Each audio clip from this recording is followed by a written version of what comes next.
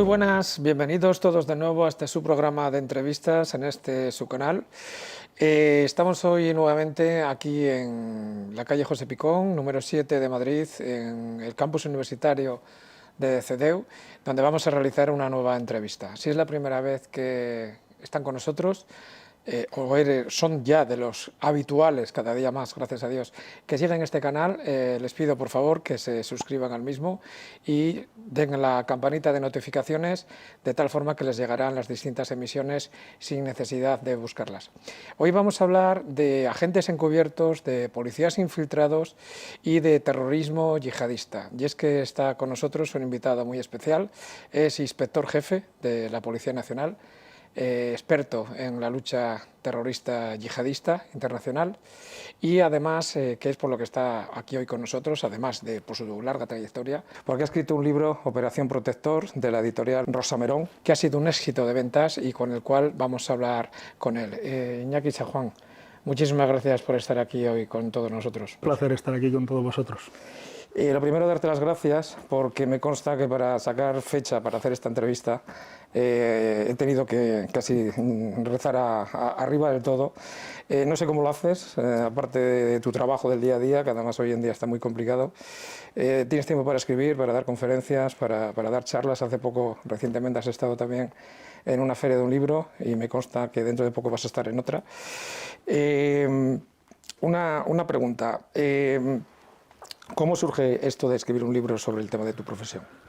Bueno, pues se vive una experiencia que ahora, pasado el tiempo, se considera de que marca una vida, que es una necesidad de hacer una operación encubierta fuera de todos los cauces normales, para evitar un atentado terrorista en España, igual o de la misma célula que creíamos que la que ocurrió en Bataclan, posteriormente en Bruselas, años 2015, principios del 16, y las informaciones que nos llegan son extremadamente preocupantes, las damos por importantes y surge toda la operación. Cuando ya termina todo esto, pues quiero dejarlo plasmado en un libro.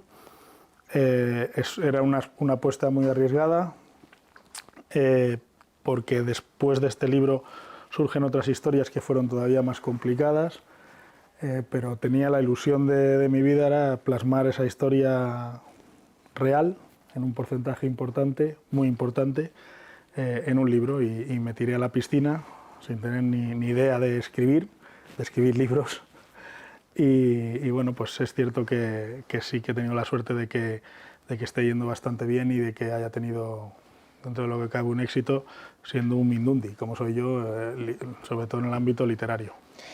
Éxito está teniendo porque ayer estuve hablando con uno de tus editores, de Rosa Merón, con Francisco Martínez Soria, preparando esta entrevista, y me dijo que estaban alucinando del número de ventas que llevaba, porque además el libro ya lleva un año y se sigue vendiendo, se sigue presentando en ferias, y además también felicitarte porque recientemente habéis firmado o ha firmado la productora internacional los derechos del libro, que no se sabe si va a ser una película o una serie, ¿verdad? Sí, eso bueno, me hacía muchísima ilusión porque, como os digo y como le digo a todos los oyentes y a la gente que nos acompaña, pues es una ilusión que tienes ahí. No escribes un libro para hacerte rico, porque tú lo sabes, Javier, no te haces rico. Bueno, no te haces rico, si eres Pérez Reverte te haces rico. Si eres Iñaki San Juan, no, ¿vale? Pero te hace mucha ilusión y si da la casualidad y tenemos la suerte de que es cierto que el proyecto va muy avanzado y me hace mucha ilusión y consigo verlo en una película o una serie, pues ya entonces lo bordamos. Si la gente supiera el porcentaje que lleváis de cada libro que vendéis, seguramente mucha gente no escribiría, ¿no? Pero bueno, no vamos a decir, teniendo en cuenta que hay gente con nosotros hoy, que hay público. Por cierto, estamos en el Centro Universitario CEDEU, en la calle José Picón, número 7, en su biblioteca. Hemos hecho público que se iba a hacer esta entrevista la semana pasada y se ha llenado la biblioteca, con lo cual la expectación por atender las experiencias de nuestro invitado son interesantes. Licenciado en Derecho, máster en Seguridad, ha sido también policía municipal. Comenzaste en la Policía en Seguridad Ciudadana, después ascendiste a inspector jefe y ya te has especializado en yihadismo radical. O sea, lo que es el libro es la historia de Roberto, que es un policía, el cual pues se le prepara para entrar dentro de un grupo criminal en la Costa del Sol para evitar un tema relacionado con el terrorismo yihadista. Vamos a dejarlo solamente hasta ahí. La historia es una historia de novela negra, es muy ágil, vertiginosa, al final es incluso ansiosa, porque se mete en una dinámica en la cual estás esperando una tragedia. No vamos a decir en cómo acaba, lógicamente, para no hacer ningún spoiler. Está basada en una historia real, Iñaki.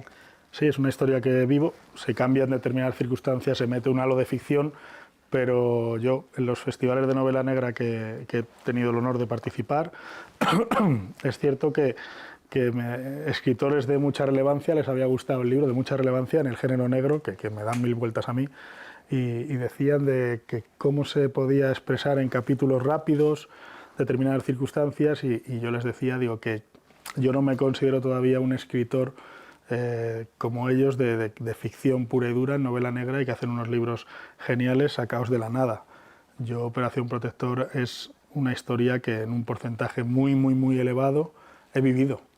He vivido con mi equipo, he vivido con una serie de personas extraordinarias y con las cuales tengo relación. Sigo teniendo relación con el irlandés de la mafia de la Costa del Sol, pues cada vez que bajo allí, que por suerte o por desgracia bajo mucho, por trabajo, sigo teniendo amistad. Él sabe quién soy yo sé quién es él y seguimos teniendo amistad. Pero que cuando vives las cosas te cuesta mucho menos contarlas que si es todo inventado. Si yo tengo que inventar todos los personajes que sean en el libro, inventados totalmente, pues posiblemente algunos se pisarían con otros, las descripciones, tienes que tener... Pero si describes personas que se han cruzado en tu vida y que con las que has compartido en el ámbito criminal o en el ámbito policial, mucho tiempo y muchas circunstancias, pues es mucho más sencillo escribirlo. Del libro solamente luego te voy a hacer una pregunta. Vamos a dejarlo para que la gente lo compre, para que la gente lo lea, porque si no vamos a hacer spoilers y les vamos a fastidiar. Pero las películas, sobre todo las de Estados Unidos, hace mucho daño cuando hablan de temas policiales porque la gente confunde. Entonces, técnicamente, ¿qué diferencia hay entre un agente encubierto y un policía infiltrado? Bueno, siempre se trata igual, igual que la actuación de un infiltrado que parece que siempre está solo, que son superhéroes, que hacen esas circunstancias ellos solos, hacen unas operaciones a los James Bond. Eso nunca ocurre así, es mentira, ¿vale?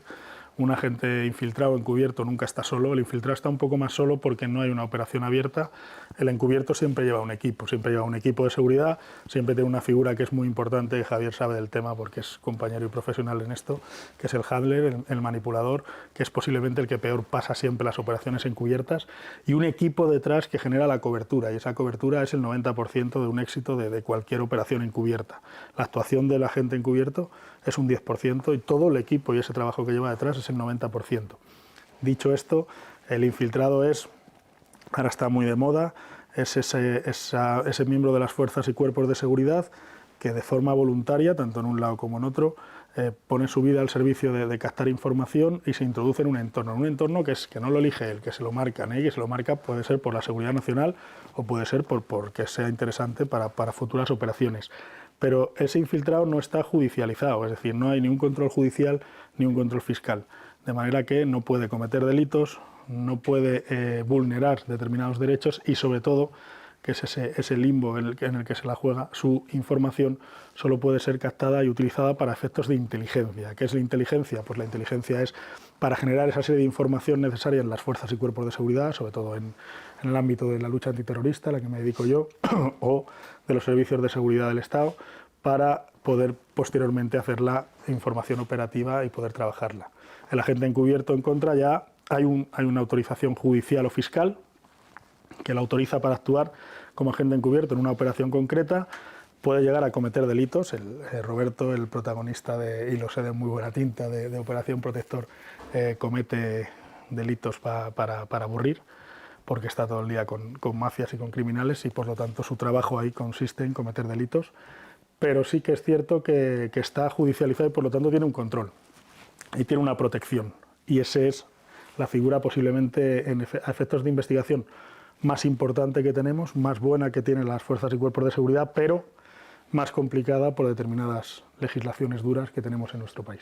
Luego vamos a hablar de las legislaciones a las que haces referencia, pero mira, cuando miras en lo poco que se puede publicar sobre esto, en los protocolos abiertos, tanto el FBI como en el Reino Unido, solicitan que sea preferentemente personas entre 25 y 45 años, que sean jóvenes, poder ser que sean solteros, que no tengan hijos, con un carácter abierto, con un nivel intelectual medio alto y con don de gentes. Pero para ti, ¿cuáles son el perfil idóneo de un agente encubierto?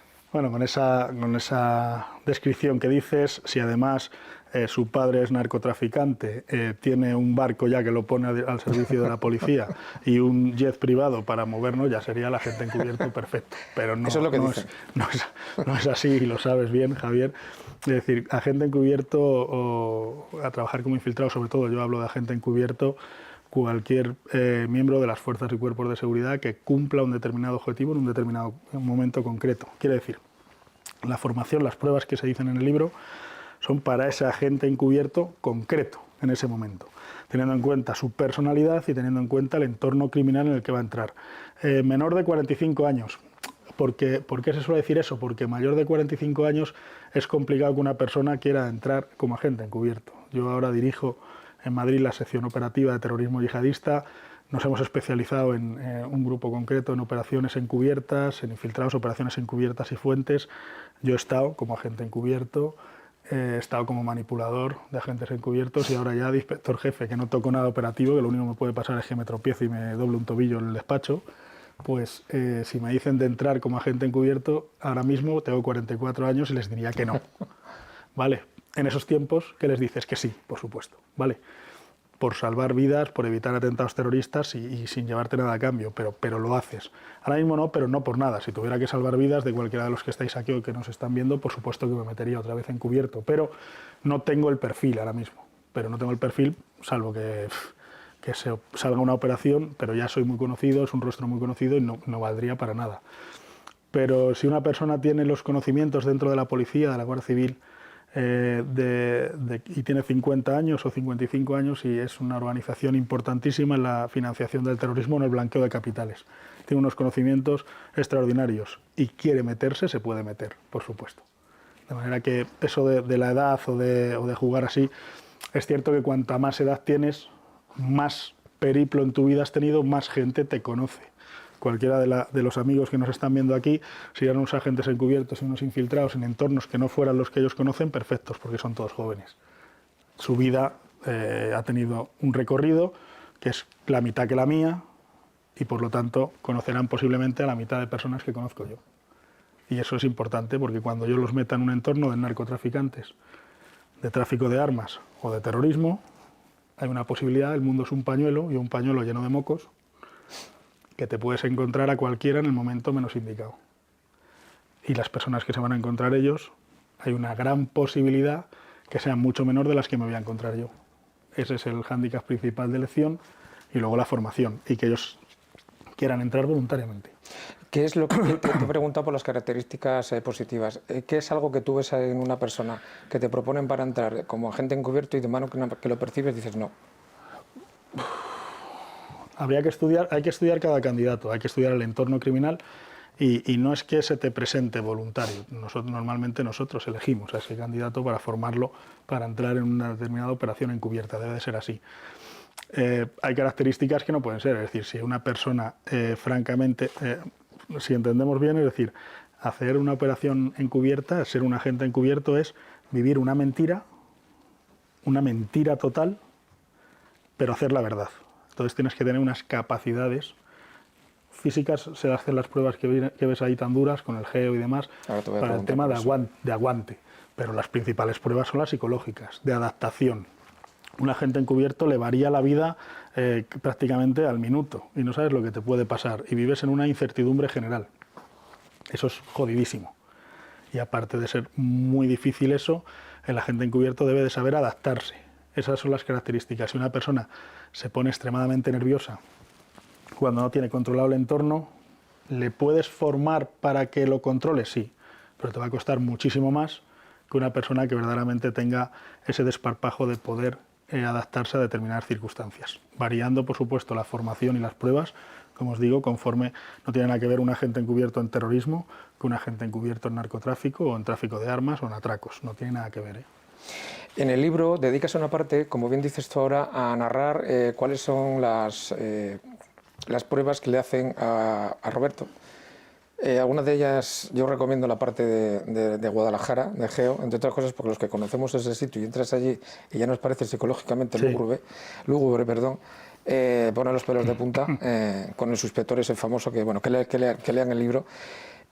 Pero ¿cuánto tiempo lleva preparar a un agente para una operación tan importante como, por ejemplo, la que se narra en el libro? En la que se narra en el libro se hace una formación muy rápida, con pruebas muy rápidas, porque el tiempo está en nuestra contra. No sabíamos exactamente hasta casi el final de la operación cuándo iba a ser el atentado, o cuándo podía ser el atentado, pero lo que sí que sabíamos es que el atentado de Bataclan se había producido y por lo tanto la célula que no teníamos controlada estaba libre y queríamos meternos en el tráfico de armas y explosivos europeo para poder conseguir esas armas. Al no conocer los terroristas tenemos que entrar en otro lado. Yo no, a mí me veis, bueno, con las barbillas y tal, y si me pongo un chándal y una capucha en mis tiempos, quitarme 14 años o quitarme 10 años, pues la mitad que ahora, que ahora estoy más ancho, pero me ponéis la mitad ahora, pruebas físicas se me dan, las bordaba, las artes marciales también, tal. ¿Puedo pasar por yihadista? Pues posiblemente no. ¿Puedo pasar por criminal? Sí. Y si soy malo, como soy yo, pues más todavía. Entonces hay que buscar cada apartado y cada momento que tienes. Pero esas pruebas que dices de resistencia física tan grande, Javier, se hacen para poder controlar muchas veces tu propio cuerpo. Esas pruebas físicas, aunque te digan constantemente en el proceso de formación, o se lo cumples o estás fuera. Si por muy en forma que yo estoy, si me dan 2 geos 10 minutos de ventaja para llegar al cuartel y luego salen ellos corriendo detrás mía, puedo decir que en un 150.000% me van a coger, dándome 10 minutos, 20 minutos o media hora, ¿vale? Pero esa resistencia física se pone con resistencia psicológica. No te quieren coger, o sí, pero si ellos quisieran me cogerían. Pero las pruebas que se narran de las pruebas psicológicas, en ocasiones de esa adaptabilidad y buscarte la vida, son bastante más complicadas que las físicas. Estamos hablando de pruebas físicas, psicológicas.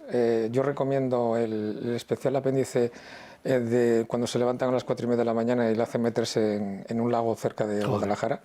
Lo recomiendo que lo lean, pero vamos a dejarlo ahí, porque además es verídico.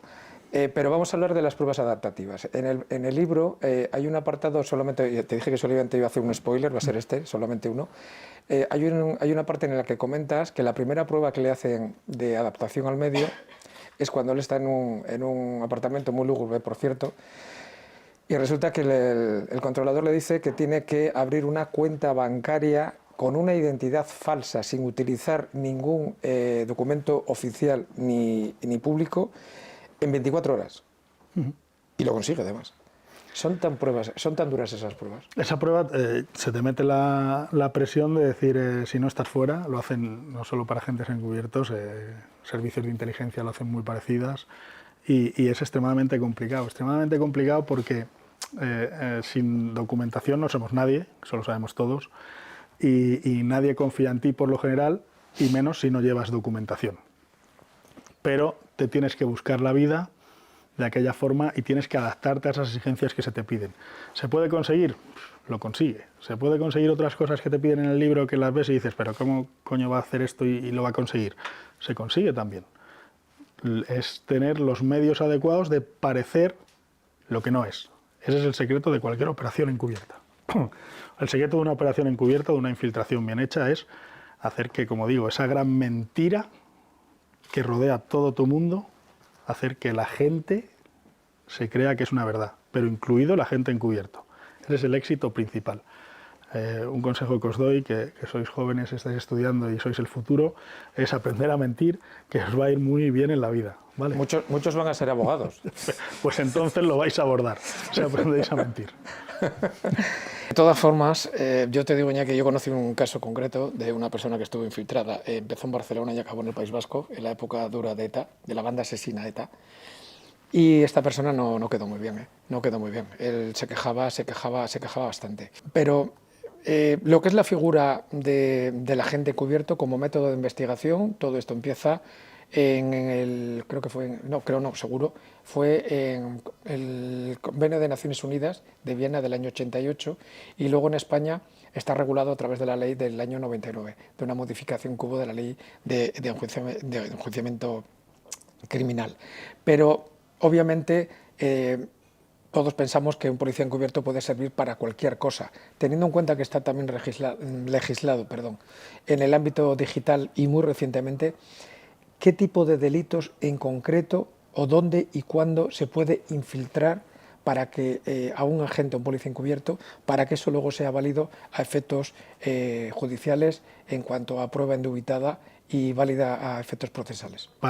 Sí que es cierto que para meterte de infiltrado encubierto tenéis que saber que nadie que se mete por entorno no hostil que no sea un terrorismo, un narcotraficante importante, sino que sea determinados entornos que no tengan esa peligrosidad, tenéis que saber dos cosas. Uno, en España no tiene nada que ver con el extranjero, ¿vale? En España, en una operación encubierta, que el propio agente encubierto en el ámbito del terrorismo sí podría su vida tener un grave peligro, pero que en otros ámbitos delictuales no es como otros países, Colombia o Estados Unidos o otros países o México, que si te cogen a un infiltrado o un encubierto te lo trocean, ¿vale?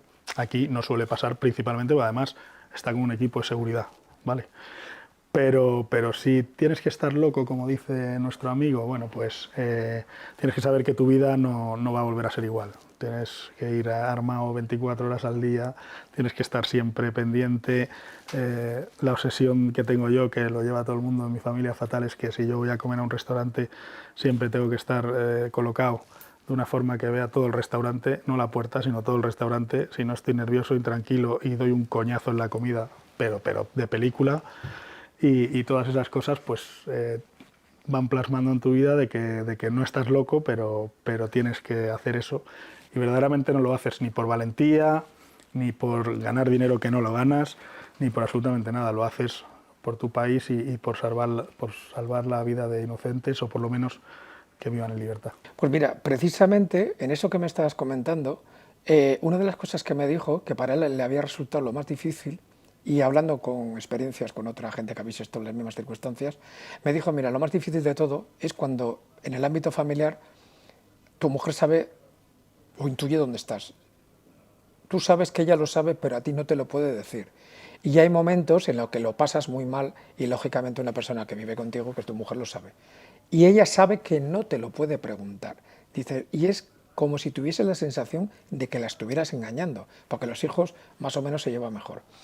Es una situación tan complicada que rompe parejas, y él me dijo que había conocido matrimonios que efectivamente se habían tenido que separar. Tú, por tu experiencia, Iñaki, ¿de verdad es tan complicado emocionalmente llevar ese tipo de situaciones? El entorno familiar es el entorno familiar, ya no solo de tu mujer, de tus hijos, de tus padres, de tus hermanos. Ese entorno familiar es la debilidad que tenemos absolutamente todas las personas, o prácticamente el 99% de las personas. Si en una operación encubierta que tienes que estar extremadamente concentrado hay elementos distorsionadores de esa concentración, el principal de ellos es la familia. Por lo tanto, al agente encubierto, dependiendo de la duración de esa operación encubierta, se le puede tener más o menos aislado, pero sacarlo en seguridad para que vea a su familia, pero en los momentos claves de la operación hay que aislarlo totalmente. Y verdaderamente sí que os puedo asegurar que los agentes encubiertos no son James Bond, los agentes encubiertos o los infiltrados son gente como todos los que estamos aquí, pasan el mismo miedo que todos los que estamos aquí, pasan unas incertidumbres y unas inseguridades tremendas, y eso es importante saberlo porque estamos acostumbrados, Javier, a tirarte como siempre explico en entrevistas o conferencias, ves policías infiltrados o agentes encubiertos que se tiran disparando desde un sexto piso y caen en el techo de un coche, el coche se destroza y se levanta y se limpia y sigue disparando, ¿vale? Ningún infiltrado, agente encubierto, ni ninguno de los que estamos aquí, que tenemos un poco de cabeza, nos vamos a tirar disparando desde un sexto piso, ni desde un cuarto, ni desde un segundo, ¿vale? Si alguno lo piensa, que hable conmigo a la salida, que le diré que nunca lo haga, ¿vale? Porque se va a dar una hostia descomunal, ¿vale? Y menos disparando, ¿vale? Por lo tanto, que bajas por las escaleras y ya corres o no corres, pero bájate por las escaleras. Esa es la realidad de lo que pasa en una operación encubierta. Pues en el ámbito familiar pasa de que hay problemas, hay circunstancias que se pasan mejor o peor dentro de la familia y hay circunstancias que te distorsionan lo que tú estás viviendo en tu vida paralela, que es la que tiene que ser la principal en ese momento. Por lo tanto, a la gente encubierto en los momentos específicos de operaciones, en los momentos claves, se les trae y se la aísla de su familia y es muy duro. Para preparar esta entrevista, el otro día estuve con un ex agente del CNI y que, por cierto, te conoce y tú a él creo, de hecho le conoces, y le pregunté, digo, pero vamos a ver, para enfrentarse, o sea, para introduciros, él también estuvo como agente cubierto en alguna operación y además en dos en el extranjero, una de ellas en África. Y yo le preguntaba, para vosotros, o sea, para cuando optáis, o bien vosotros mismos, o al final aceptáis que haya gente introducirla en ese mundo tan peligroso, se supone tenéis que ser gente muy equilibrada. Y me dijo, no, que va, Javier, al contrario, ¿cómo que equilibrado? Hay que estar muy desequilibrado, vamos. Es que nadie en su sano juicio es capaz de aceptar este tipo de operaciones tan arriesgadas en las que te juegas la vida sin ninguna duda. ¿Es tan duro, Iñaki? ¿Merece la pena? Pues en el ámbito del terrorismo, por ejemplo, merece la pena que ningún ciudadano inocente pierda la vida. Creo que si preguntaran si pondrías tu vida en juego porque no hubiera un acto terrorista de terror, que cualquier persona perdiera la vida por el hecho de ser de un atentado terrorista, podría decir que todos los compañeros de policía, de Guardia Civil, tú eres compañero igual, y lo vas a decir igual, del Centro Nacional de Inteligencia o de las policías locales autonómicas, pondrían su vida para que cualquier persona no falleciera en un acto de terrorismo. Estoy completamente seguro que sería el 100% de todas las fuerzas y cuerpos de seguridad y de nuestro servicio de inteligencia. Eso seguro. Se habla mucho, lógicamente, del agente infiltrado y del policía infiltrado, pero se habla muy poco, y yo creo, y ahora nos lo vas a aclarar tú, que hay otra figura dentro de este mundo del espionaje de personas, como método de investigación, que es la persona, el controlador, se habla en el ámbito policial, y el manipulador, que se habla en los servicios de inteligencia. Es tan importante que muchas veces la vida del que está dentro depende de él, porque una de las cosas que a lo mejor se sabe poco es que los que estáis dentro, como bien tú sabes, nadie mejor que tú, no se os da toda la información cuando estáis dentro, entre otras cosas porque no se puede dar. Pero esa responsabilidad que tiene esa persona de 24 horas saber que un error puede costar la vida de otra persona, que además es su agente, es su superior, es su responsabilidad. ¿Qué características tiene que tener esta persona, además de tener que haber un mínimo feeling o una mínima simbiosis psicológica, emocional, de entendimiento claro, con una persona que sabes que tu vida está en sus manos, y si es al revés, tú sabes que la vida de la otra persona está en sus manos? ¿Qué características, además me imagino de muchísima experiencia, lógicamente, y de un número mínimo de años, qué características esenciales tiene estas personas, o bien el manipulador o bien el controlador? Bueno, pues tienes que tener, como has dicho, una simbiosis con ese infiltrado, con esa gente encubierta que tienes. Es casi tu familia, prácticamente, ¿no? Y en el libro se ve claramente, le ocasiona hasta problemas de salud, porque tiene que haber no solo esa simbiosis, esa cercanía con él, sino saber que tu ámbito de protección es ese agente encubierto. Su vida depende en muchas ocasiones de ti, pero a la vez le frenas la presión que recibes de los jefes. Tú lo sabes muy bien, que hay presiones, pues, sí. en una posibilidad de una operación encubierta para evitar un atentado terrorista. Imaginaros las presiones que pueda haber, pero igual en el narcotráfico, igual en el tráfico de armas, es decir, hay presiones porque las cosas salgan bien, no por tal, sino porque las cosas salgan bien. Y es cierto que el manipulador frena esa presión, tiene los contactos directos con los grupos de investigación que no conocen al agente encubierto en la mayor parte de los casos, ni tienen contacto con él, y le frena todo eso, le esconde información que el agente encubierto no tiene que saber. Si yo me voy a sentar en una mesa contigo, tengo que saber que me voy a sentar contigo, pero tú te llamas Javier, pero en esa cita te llamas Pedro. A mí no me puede decir el manipulador, no, Pedro es Javier, porque me siento y en un momento de relax te llamo Javier, y la operación al traste. Javier no me va a matar, pero se levanta y me dice, venga, hasta luego, ya nos vemos, y se acabó la operación encubierta. Entonces todo eso unido en toda la operación, en la presión que lleva en ese momento y que la gente encubierto se está jugando la vida en muchas ocasiones, pues es una presión brutal para él, pero enorme. De todas formas, yo te digo, yo el último que conozco, que estuvo metido, empezó en Barcelona y acabó en el País Vasco, empezó la infiltración suya en los arrabales de temas de CUBD y demás y acabó en Navarra, acabó muy mal. ¿El manipulador? No, acabó mal. ¿El encubierto? Sí, acabó mal. Él siempre lo achacó, de hecho tuvo que pedir la jubilación, a que precisamente la figura del manipulador entendía que no le había estado a la altura. Oh, claro. Y había quedado vendido 2 veces, una de ellas me las contó, que se ponían los pelos de punta. Pero Iñaki, hay mucha gente que no sabe que todo esto de lo que estamos hablando, que insisto, las películas causan una desinformación, valga la redundancia, tremenda. La figura del agente encubierto y del policía infiltrado se crea en la Convención de Naciones Unidas de Viena en el 88, y en España se considera como método de investigación legal a todos los efectos de jurisprudencia en la Ley Orgánica del 99. ¿Vale para cualquier tipo de delitos o hay una serie de delitos muy concretos? Teniendo en cuenta que tenemos aquí gente que estudia Derecho, ¿vale para cualquier tipo de investigación o de delitos o hay unos muy concretos que hay líneas rojas? No, normalmente es para crimen organizado, para organizaciones criminales o grupos terroristas. Se utiliza para eso. Si es para coger determinados delitos que no tienen que ver en esa relación, normalmente no se cogen. Hay excepciones por gravedad. Por ejemplo, si hay un pederasta importante en el ámbito de la red. Sabes que la figura del agente encubierto puede ser el físico, que es el que nosotros trabajamos mucho, y el virtual.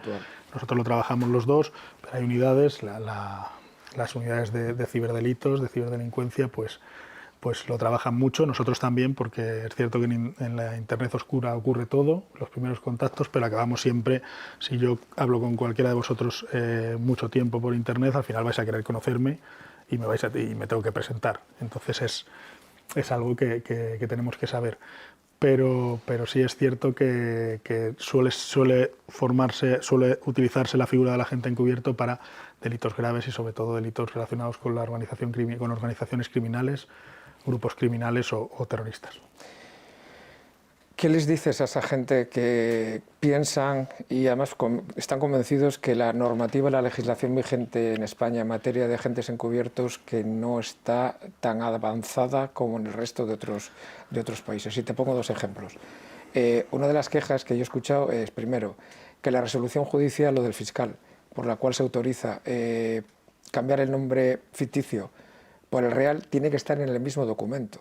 Y que si bien es cierto que es materia reservada y que se supone que tiene que tener una custodia X, hay quien entiende que eso que es innecesario toda vez que si hay filtraciones o las mafias tienen a gente que saque esa información, que es dejar en evidencia. Y la segunda crítica, ¿cómo es posible que haya sido público la identidad del policía que estuvo infiltrado en la CUP, que entre otras cosas un patriota tuvo que tener relaciones sexuales con ese tipo de gente? Bueno, respecto a la primera pregunta, la legislación española en agentes encubiertos es extremadamente dura. No por eso, Javier, sí que puedo decir que las relaciones con las autoridades judiciales y fiscales en el ámbito de operaciones encubiertas hay mucha cercanía y hay muy buena química y sintonía, sobre todo en la Audiencia Nacional, y trabajamos conjunto con ellos y llevar la seguridad de los agentes encubiertos extrema, es decir, en una caja fuerte no se toca, solo toca la secretaria judicial, en ocasiones ni el fiscal sabe exactamente quién es, salvo que sean diligencias informativas suyas, sí. pero lo protegen y protegen al agente encubierto muchísimo, y es más, por mis casos, el fiscal que suele llevar el caso y la autoridad judicial se preocupan verdaderamente porque la gente encubierto, en el ámbito nuestro, por lo menos mío, he tenido la suerte de que se preocupan de que tenga seguridad, de que no se meta la pata y de que la seguridad de la gente encubierto esté. La otra parte de la legislación complicada es la figura de la provocación del delito. Sí. Es una línea muy delgada y es a donde se agarran todos los abogados, que algunos me juntaré con vosotros y os lo recordaré que soy vuestro amigo, para que no metáis esa caña, pero es cierto que se agarran siempre a eso sabiendo que en ningún caso hay provocación del delito. terroristas o criminales y no se provoca el delito. Es una cosa sencilla. Si yo voy a este compañero que está aquí y le digo, ¿quieres 2 AK-47? ¿Tú qué me dirías? Dime que no, a ver si me vas a decir que sí y me lías una pajarraca, ¿sabes? Que no, ¿no? Normalmente, si se ofrece eso, nadie te lo va a coger, por lo tanto, la provocación del delito se va a caer. Y creo que nunca se provoca el delito, salvo que sean criminales o terroristas, que tú entras y es lo que quieren ellos. De la segunda parte, pues es el compañero que realizó el trabajo en Cataluña, era infiltrado, no era agente encubierto. No. Y bueno, pues yo no sé la historia porque no llevo nada relacionado con esos temas de interior, pero yo sí que digo aquí, lo he dicho 1000 veces públicamente, que su actuación la apoyo al 100%, sin tener ni idea de lo que ha hecho. Pero si hay algo que ha hecho ilegal, que lo dudo, hay una autoridad judicial que conoce del caso y que se ponga en conocimiento de esa autoridad judicial esos posibles delitos que ha cometido el compañero. Pero bajo mi humilde opinión y de lo que sé, dudo que haya cometido alguna actuación ilegal y creo que es un verdadero héroe. Yo, teniendo en cuenta dónde estaba, tampoco sé algo, pero no mucho del caso, y para mí fue perfecta. El libro lo dedicas a las víctimas del terrorismo, ¿verdad? Sí. Yo creo que he tenido la posibilidad, después de escribir el libro, de dar conferencias en la Asociación de Víctimas del Terrorismo. Di una charla privada a la dirección de la Asociación de Víctimas del Terrorismo del 11M, y creo que en el ámbito social en el que nos movemos, ahora, por suerte, bueno, ha habido un atentado en Algeciras recientemente, hubo el atentado en 2017 de las Ramblas, el 11M, que ha sido el atentado más macabro que hemos sufrido, y la lacra de ETA durante muchísimos años, entre otros grupos terroristas, pero creo que ellos son los verdaderos héroes de todo esto.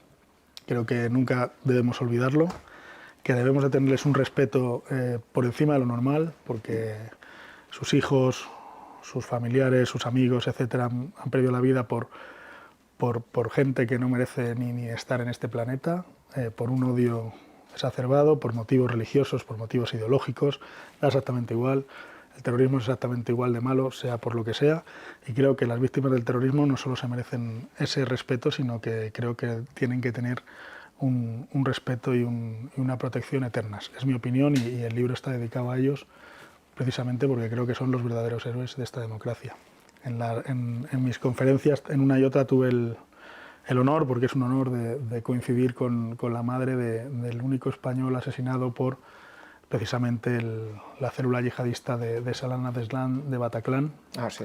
Es una mujer extraordinaria, pero extraordinaria. Tiene una entereza, yo no sé si podría tener esa entereza, y verdaderamente creo que son gente maravillosa. La conferencia que di a esas, además me grabaron y casi me pongo a llorar, que yo parece que me como el mundo y luego soy un llorón.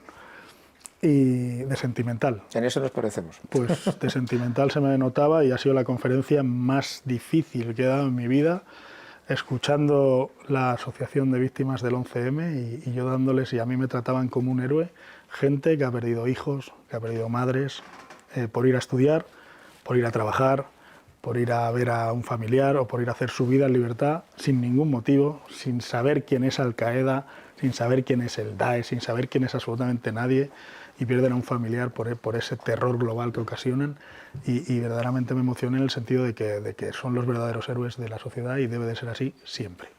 Estamos en malos tiempos ahora mismo para la memoria, la dignidad y el respeto a las víctimas del terrorismo en este país, por desgracia. Pero mira, ya que sacas el tema del terrorismo, vamos a cambiar, si te parece. Vamos a ir a la última parte de la entrevista, dejamos el libro aparte y vamos a empezar con el tema de esta lacra, entre otras cosas, porque bueno, tú ingresas en la policía, de inspector, asciendes a inspector jefe. Actualmente, como has dicho antes, eres jefe de sección operativa de Grupo Internacional de Terrorismo, en la Brigada de Información, para la gente que nos está viendo y que no entiende mucho, es lucha antiterrorista. Y dentro de ese mundo que es tan complicado, ¿nos puedes explicar para el público, por favor, qué es exactamente terrorismo yihadista? O terrorismo yihadista es la actividad por razones normalmente religiosas, de cumplimiento de lo que ellos denominan, la aplicación contra los infieles de la Sharia, la Sharia, de la ley islámica, y que tienen que luchar contra, normalmente a nosotros hablo de aquí de España o de Europa, contra Occidente por esos motivos para causar el terror global.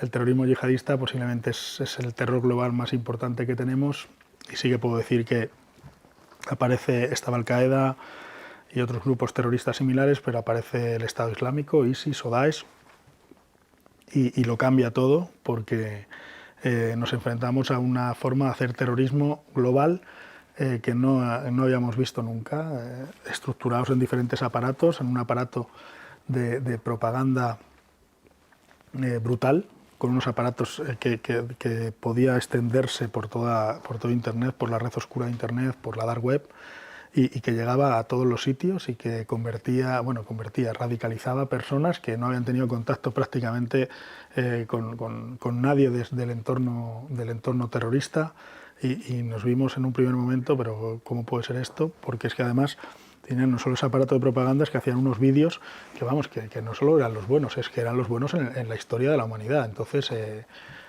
compraban ese producto mucha gente y se radicalizaba, pero con un proceso veloz y muy importante. Y las fuerzas y cuerpos de seguridad, la Guardia Civil, la Policía Nacional o el Centro Nacional de Inteligencia se adaptó, y verdaderamente pudimos hacerlo frente, y de hecho sí que puedo decir que la lucha contra el terrorismo yihadista en España, tanto por la policía como por la Guardia Civil, algunas policías autonómicas y sobre todo por el Centro Nacional de Inteligencia, hay que reconocer que es un modelo en muchos países por esa lucha que tú lo conoces, Javier, que es preventiva, sí, y se neutralizan las amenazas, como ha pasado recientemente en muchas operaciones, antes de que puedan realizar cualquier acto violento. Eso creo que es de enmarcar, y creo que es extremadamente importante. Sí es cierto que las unidades antiterroristas, sin otras unidades como Seguridad Ciudadana, que pasan unas informaciones espectaculares, por ejemplo, como científica, como los compañeros de seguridad privada, servicios especiales, o como extranjería, que tienen acceso a determinadas informaciones que nos las ponen en nuestro conocimiento. Y una cosa que quiero aprovechar a decir aquí es la colaboración ciudadana. La colaboración ciudadana es algo que la gente duda de, ¿cómo voy a llamar yo? Que es que en el piso tal he visto estas cosas raras, que luego no va a ser nada y voy a hacer trabajar a la policía. Que nadie se equivoque, que la policía, los compañeros de la Guardia Civil por supuesto también, pero que todos los servicios policiales estamos para servir a la ciudadanía. Eso que no lo olvide nadie.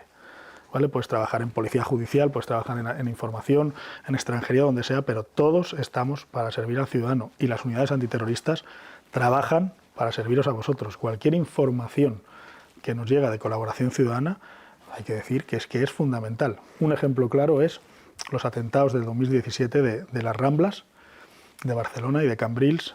El comisario de la Brigada de Información, autorizado por la Comisaría General, yo estaba de inspector de aquellas, de jefe de un grupo, y me colocó de responsable de las actuaciones o de las informaciones que llegaran cuando hay un atentado, y sobre todo con un terrorista fugado. Todo el mundo ve al terrorista en 17.000 sitios diferentes, y sabíamos que iban a llegar esas informaciones. Todas se comprobaron, todas, absolutamente todas. Entraron en 8 días 107, 109, 108, 109 comunicaciones de colaboración ciudadana. Se trabajaron las 109, la gente sin poder descansar, pero se trabajaron todas. Ninguna tenía nada que ver con los atentados de las Ramblas, pero de esas 109 informaciones de gente de colaboración ciudadana, salieron 7 operaciones, y no sé si eran 2 o 3 de ellas con neutralización de una amenaza grave para la seguridad nacional. De manera que desde aquí, en este foro que ve tanta gente y que tengo tantas personas pendientes, pues la policía y los servicios antiterroristas, tanto de policía como de Guardia Civil, están para servir al ciudadano, para serviros a vosotros, y se trabajan con mucha profesionalidad cualquier tipo de información que nos llega, todas. Vamos a ver si nos aclaras una cosa que a muchos nos tiene un poco estupefactos. A ver si es una leyenda urbana o no. Eso nadie mejor que tú para aclararnos. Hay un mito que dice que el terrorismo yihadista en concreto es tan deleznable, tan asqueroso. Primero vamos a adelantar que dentro del mundo del AMPA, del mundo de la delincuencia, existen códigos. Hay códigos, en todos los sitios existen códigos. Y en el AMPA también. O sea, más o menos es conocido lo que lo que pasa con los violadores de menores y violadores en sí en las cárceles.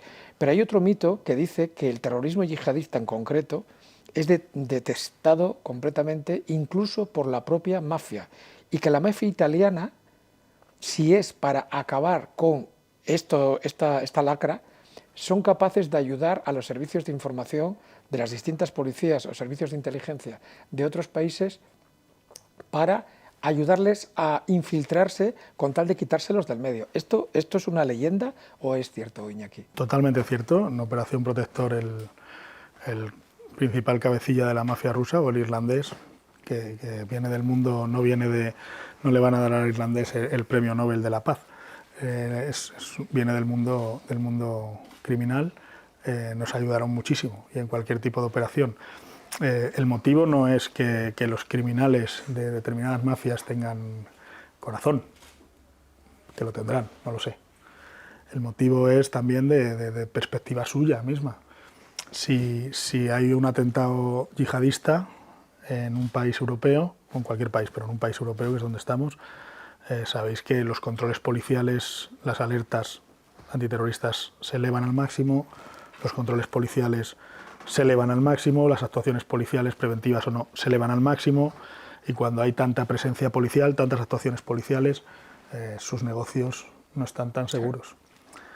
Por supuesto, seguramente que también tengan otros motivos o valores, aunque creamos que no, que es que están en contra, por supuesto, del terrorismo yihadista, pero también tienen sus intereses de sus negocios. Tú has nombrado antes varios casos. Copenhague, Inglaterra, Francia e Italia, creo que fue esta semana pasada.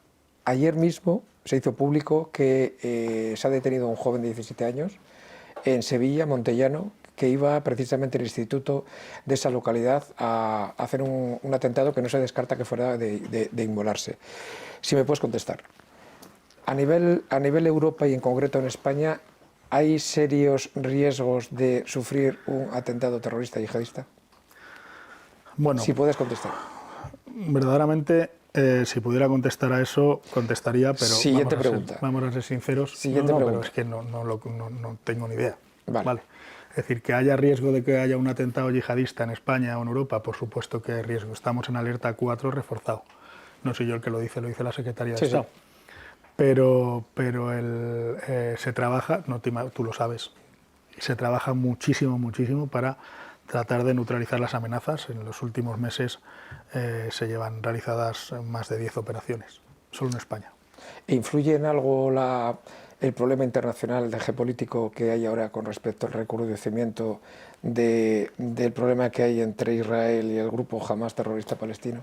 Pues es un factor de geopolítica internacional que influye muchísimo, pero no solo en la elaboración de operaciones, sino también en la radicalización de elementos o grupos de ideología salafista. Vamos a ir acabando ya, no te quiero robar más tiempo, que sé que andas muy justito de tiempo. Hay otro rumor, que los servicios internacionales están muy preocupados, de inteligencia, de información, están muy preocupados por que estos grupos terroristas cada vez captan a personas menores de edad.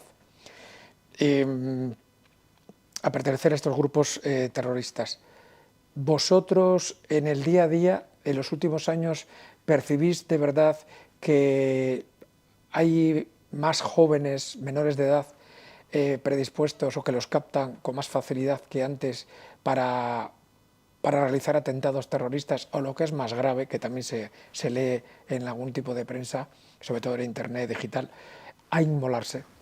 De inmolarse se ha oído la última operación que ha realizado la Comisaría General de Información y sí que es cierto que parece ser que era lo que pretendía. Desconozco por qué esa operación no he participado yo, no ha participado la gente mía, pero sí que es cierto que se han llevado a cabo operaciones en los últimos meses, de algunas de ellas sobre menores de edad, muy radicalizados en todos los casos, y es algo que preocupa. Que haya habido un incremento no lo puedo contestar tampoco, no tengo las cifras claro, para decirlo exactamente. Se han incrementado las operaciones contra menores, no sabemos si la radicalización en menores puede estar incrementada, pero sí es cierto que hay un rasgo común en todo ello, que es que los menores de edad cada vez antes tienen acceso a un elemento radicalizador importante que es el Internet. Si tienes acceso a Internet mucho más temprano y mucho acceso a Internet, pues hay un grave riesgo en que caigas en la captación o radicalización de entornos terroristas yihadistas. Y ahora que estamos hablando de Internet, el otro día, que tomé nota para preguntártelo hoy, también leí una nota que decía que, lógicamente, la juventud y la sociedad en general, Internet pues, da pie a interactuar muchísimo más, lógicamente, pero que este tipo de terrorismo en general y los jóvenes en particular cada vez se utilizaban menos, sabiendo que están los servicios de investigación, o sea, las investigaciones de los servicios de información están muy encima de ellos, cada vez se utilizan menos los tradicionales, es decir, Facebook, Twitter, TikTok, Telegram, WhatsApp, cada vez lo utilizan menos para comunicarse. Y una cosa que me llamó mucho la atención, que hoy por hoy lo que más ellos utilizan, porque es más difícil de detectar lógicamente, son videojuegos online, algunos, y en esos chats privados ahí es los que utilizan ellos para comunicarse entre sí. ¿Eso es cierto? Eso ya lleva muchos años. Sí, yo lo leí el otro día. Lleva muchos años, lo que pasa es que no todos tienen el acceso a determinados pues videojuegos. Estoy actualizado yo. Pero sí que se ha detectado muchas veces esos chats con determinadas palabras claves entre ellos online y se comunican. Y sí que es cierto que si estás jugando un juego de guerra o de matar y estás diciendo barbaridades, normalmente la gente dice barbaridades cuando juega esos juegos, ¿vale? Hasta mi hijo, que mi hijo es súper bueno, solo le gusta el judo, el fútbol y tal, y lo considero un niño muy buena gente. Cuando juega a los juegos estos siempre me mata, porque yo soy malísimo, pero si un día tengo la suerte de matarlo yo a él, pues bueno, si pudiera me cortaba el cuello, ¿sabes?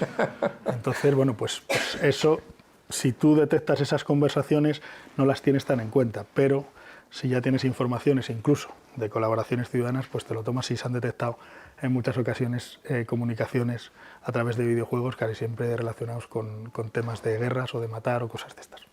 Hemos hablado de todo y nos falta una cosa fundamental. Es muy habitual, de hecho hay muchas películas y series y de todo tipo, y además es conocido públicamente, que es muy habitual la infiltración de la mujer como agente encubierto. Pero concretamente en el terrorismo yihadista es habitual. Bueno, el ámbito de las compañeras que entran como agentes encubiertos se habla poco, pero sí es cierto que su papel, ya no solo voy a hablar del terrorismo yihadista, hablo de cualquier ámbito criminal.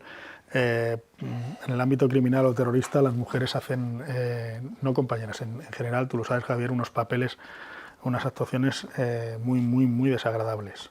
Me has fastidiado la siguiente pregunta, porque te iba a decir esas líneas rojas, que yo creo que todo el mundo que nos está escuchando es lo suficientemente inteligente para saberlo. Hay países como Rusia que tienen secciones especiales para eso, y todo el mundo lo sabe, y nadie lo critica, pero en el mundo más normal, por decirlo de alguna manera, si puedes contestar y si quieres, esas líneas rojas, ¿quién las marca? La línea roja siempre la va a marcar, la van a marcar la jefatura del servicio y la va a transmitir el manipulador. Esas son las líneas rojas que hay. La principal línea roja es la seguridad de la gente encubierto. Yo creo que siempre debe ser así. En el ámbito de la infiltración o de agentes encubiertos, compañeras tienen un papel mucho más complicado que los hombres. ¿Por qué? Porque los hombres puedes tener tu papel complicado, pero los hombres, todos, si entras en un mundo criminal, pues te pueden respetar más o menos, pero eres un criminal. Si entras en un mundo terrorista, pues igual. Y las compañeras tienen que hacerse ganar ese respeto y a veces con actuaciones que son, vamos, que las compañeras que hacen ese servicio sí que son héroes porque aguantan carros y carretas y verdaderamente hacen unos trabajos excepcionales y muy difíciles, 20 veces más complicados que los hombres. Yo recomiendo la lectura de un libro que narra la experiencia de una compañera que estuvo infiltrada en ETA. Es para leerlo y ponerse los pelos de punta. Va a haber segunda parte de Roberto, Operación Protector, o tienes pensado hacer como Arturo Pérez Reverte con Lorenzo Falcó una serie de trilogía de Eva, Falcó y Serpiente, o vas a escribir otro libro? Estoy en ello en la segunda parte de la experiencia de Roberto como agente encubierto es extremadamente dura. A veces todo lo que puede salir mal sale peor, ¿vale? Bueno, pues ese es el caso de la segunda infiltración, que vienes con el ego subido y te crees James Bond y te sale todo mal y casi acabas en prisión 8 años. Sin sí, porque de eso no se habla. Efectivamente, pero bueno, es algo muy duro, por lo tanto es esto y sí que hay esa segunda parte de Roberto y otra historia más cercana de Roberto, pero ya no de infiltrado, que también te gustará en un futuro. Pues te emplazo a que cuando saques el libro, hacerte una entrevista sobre el particular. Encantado. Y si bien es cierto que ahora vamos a seguir aquí con el público que está con nosotros para hacer un coloquio y que te hagan las preguntas que consideres oportunas, lo que es la entrevista en sí vamos a darla por finalizada. Seguimos acto seguido sin parar, ¿de acuerdo? Hasta aquí hemos llegado en esta entrevista con Iñaki San Juan. Espero que haya sido de su gusto. Les vuelvo a repetir que por favor, si todavía no se han suscrito al canal, lo hagan. Vamos a estar dentro de muy poco tiempo con otras entrevistas que van a estar también de temas de actualidad, como este canal que procuramos invitar a personas que hablen de temas que a ustedes les interesen y sobre todo de donde no se escuchen en otros sitios. Muchísimas gracias y nos vemos en la próxima muy pronto. Muchas gracias.